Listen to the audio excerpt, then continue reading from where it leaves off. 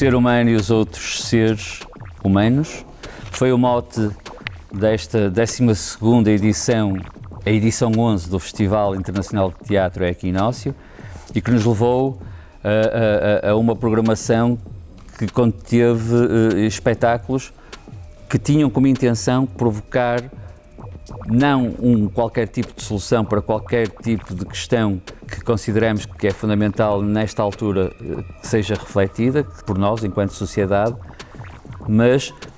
que levou a essa reflexão, que provocou ou que procurou provocar essa reflexão. Então tivemos espetáculos com questões de identidade, desde o espetáculo de abertura do festival, o Damas de Noite, uma farsa de Elman Sanches, que é um espetáculo com drag queens e com muita música, muita cor, muita alegria, mas que não deixa de provocar uma reflexão em relação a tudo aquilo que está por trás de cada uma dessas pessoas. Nós vemos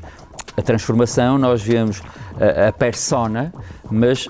por vezes não nos lembramos que por trás da persona está um ser humano com sentimentos e com questões e com problemas que muitas vezes somos nós próprios que lhes provocamos. Da mesma maneira que o espetáculo que veio cá pela Companhia Incendiária, Microspectivas de uma Rica Millennial, que vai tocar também na mesma temática. Com a curiosidade e com a pertinência eventual deste espetáculo, poucos dias antes do festival ter sido galardoado com o prémio para melhor ator principal e para melhor texto original na Galiza, que são os Maria Casares, em que esses prémios são atribuídos numa cidade que é a Corunha, onde há muito pouco tempo atrás um jovem de nome Samuel foi espancado até à morte única e simplesmente por ser homossexual, por ser gay, por ter uma orientação sexual diferente. Então, esta temática da edição deste ano procurava fazer-nos refletir enquanto sociedade para que possamos, eventualmente, tornar-nos no futuro uma sociedade mais inclusiva, que aceitemos melhor a diferença enquanto sociedade. Porque quanto mais diversa for uma sociedade, inevitavelmente, será uma sociedade mais bem estruturada, mais forte e mais rica. Depois tivemos espetáculos também direcionados à família, como o de Risa em Risa, que foi um espetáculo trazido por um palhaço mexicano, em que as famílias puderam ver e divertir-se em conjunto. Depois do Risa em Risa tivemos um concerto pelos Recanto, que nos levou até à meia-noite e onde, de seguida, pudemos partilhar com todos os nossos amigos, novos, mais antigos, mais presentes, mais pontuais,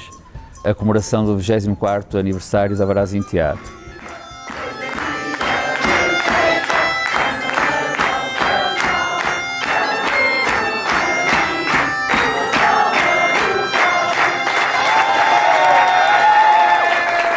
Tivemos uma estreia, o Sem Caras, no dia 28, um espetáculo sobre cyberbullying. Tivemos o Semente, o Homem que Plantava Árvores, foi um espetáculo, para além da grande adesão por parte do público, tendo em conta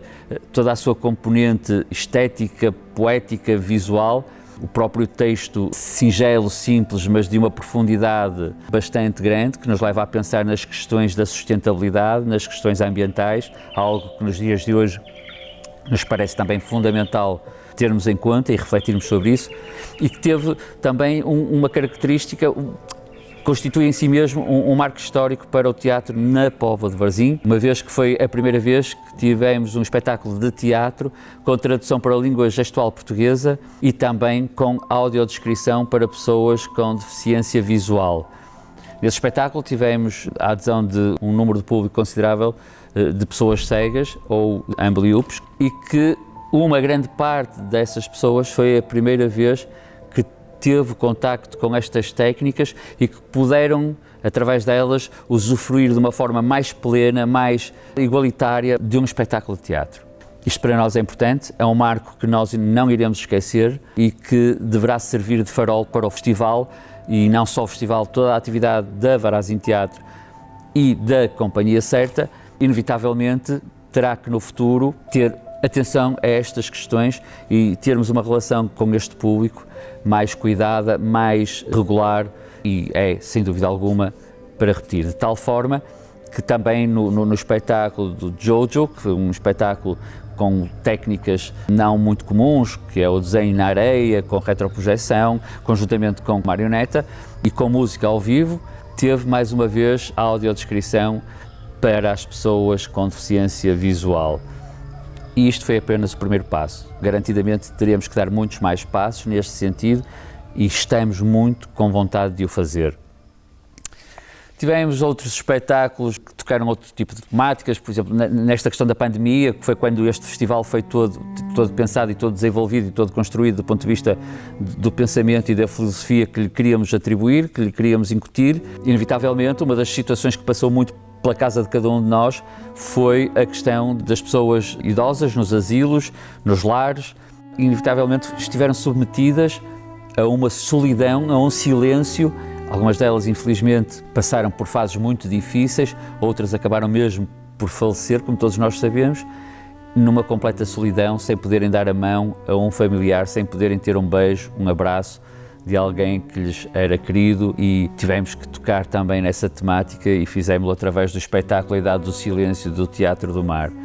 A parceria com o Cineclube Octopus, eles programaram um filme que é o Family Romance LLC, do Herzog, e que nos fala do aluguer dos seres humanos. Isto para dizer que toda a edição acabou por estar iluminada ou abrigada neste grande guarda-chuva que é a reflexão de nós e das nossas relações connosco, por isso a reflexão sobre os seres humanos e depois a reflexão da relação dos seres humanos com tudo aquilo que os rodeia. No caso do Jojo, por exemplo, voltamos mais uma vez às questões ambientais, mas falamos também das espécies em extinção, falamos também dos impactos ambientais que têm sido cometidos pelo ser humano na busca de matérias-primas até à exaustão para produtos, muitos deles completamente banais, como cremes de beleza, manteigas, perfumes, e a troco disso há espécies que estão em vias de extinção ou em vias de ficarem e atingirem um ponto de não retrocesso na sua recuperação enquanto comunidades, enquanto espécies em si mesmas. Portanto, este festival foi muito rico nesse sentido. E isto refletiu-se também na exposição fotográfica que tivemos, que se chamou A Mulher na Geomorfologia Cultural e a Cultura na Geomorfologia da Mulher. Um espaço que nós pretendemos que se mantenha também em próximas edições, onde queremos dar relevo à condição feminina nas várias realidades culturais e geográficas, porque de facto é muito fácil compreendermos que ser mulher nunca é fácil, mas também nunca é igual ser mulher num país como o nosso, ser mulher num país africano, ser mulher nos dias de hoje. O exemplo fácil de perceber a questão do feminismo e da condição feminina, se eu falar no Afeganistão, percebemos logo que isto tudo tem que ser muito refletido e que tem que ser uma transformação, não pode ficar no campo pessoal, dentro de cada um de nós. Temos a obrigação de contribuir para denunciar, para levar a uma transformação mais global, mais abrangente. Em relação à inclusão, a todas estas questões, tivemos as mesas de conversa e de reflexão. A temática do teatro e da inclusão esteve presente em duas dessas mesas. A primeira mesa foi a mesa da apresentação e da abertura do festival, onde falamos um pouco sobre a condição da mulher guineense, porque foi esta a mulher que foi o centro das atenções nesta primeira edição desse espaço que eu acabei de referir. E depois tivemos duas mesas, a primeira delas onde refletimos sobre o teatro e a inclusão, mas dentro do próprio teatro, em que o tema era: será que o teatro em si mesmo é um universo inclusivo, onde tivemos a participação de atrizes transgênero, de atores de origem africana, tivemos a presença de escolas, porque achamos que se houver alguma coisa a transformar, a mudar, inevitavelmente terá que ser a partir das escolas, terá que ser estrutural, terá que ficar nos alicerces daquilo que é a atividade do teatro, e os alicerces começam desde logo na formação. Numa segunda mesa, onde refletimos ou procuramos refletir mais sobre o teatro e a inclusão, mas no contacto do teatro com o público, no contacto do objeto artístico com a sociedade, com a comunidade, e onde contamos com a presença da excelentíssima senhora Secretária de Estado para a Inclusão de Pessoas com Deficiência, do excelentíssimo senhor Diretor-Geral das Artes, da excelentíssima senhora Vereadora para a Coesão Social da Câmara Municipal da Póvoa de Varzim,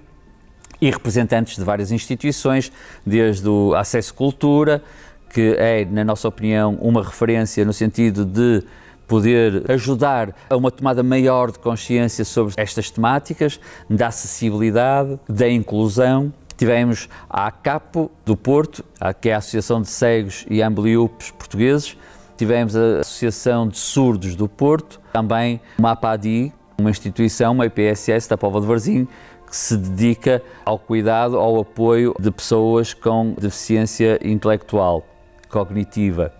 e outras. Estas mesas vão ficar disponíveis na página do Facebook da Varazim Teatro e mais tarde iremos fazer uma edição que será disponibilizada através do nosso canal de YouTube,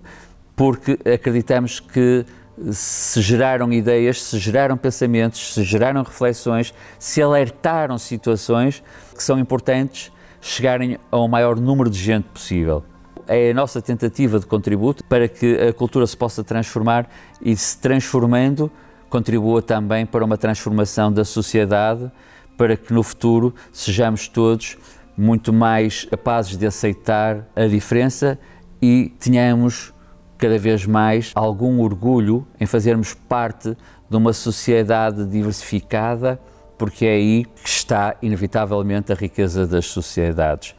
É na diversidade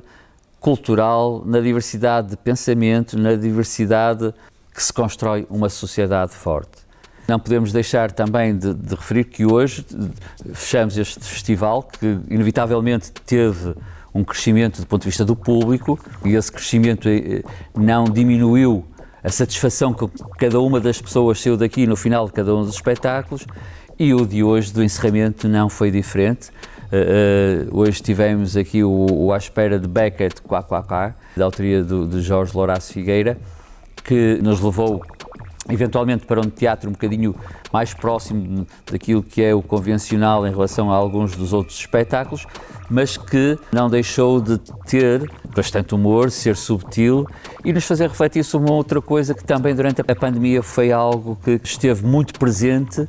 e se fez sentir de uma maneira bastante efetiva, que foi o condicionamento das liberdades, o condicionamento do usufruto da liberdade. E este espetáculo fala um bocado disso, fala da censura do antes 25 de Abril, fala da guerra, fala-nos de uma grande figura da cultura portuguesa que foi o Ribeirinho, mas sem deixar de tocar em questões que são de um enquadramento histórico, político,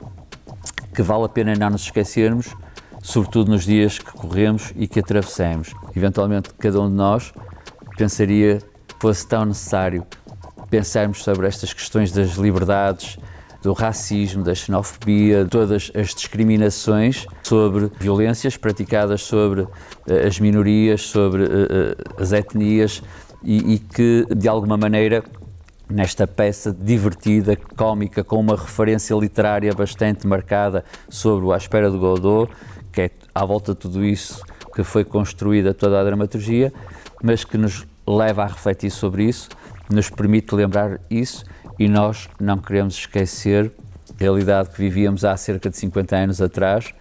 e não queremos voltar a ela. Agora, resta-me agradecer a todos aqueles que ajudaram a construir toda esta grande viagem, que foram estes 10 dias de festival, e desejar que, para o próximo ano, sejamos capazes de ser merecedores da herança que aqui plantamos este ano e que desejamos muito que germine e floresça ainda na próxima primavera, para quando chegarmos novamente ao outono, colhermos os frutos já maduros.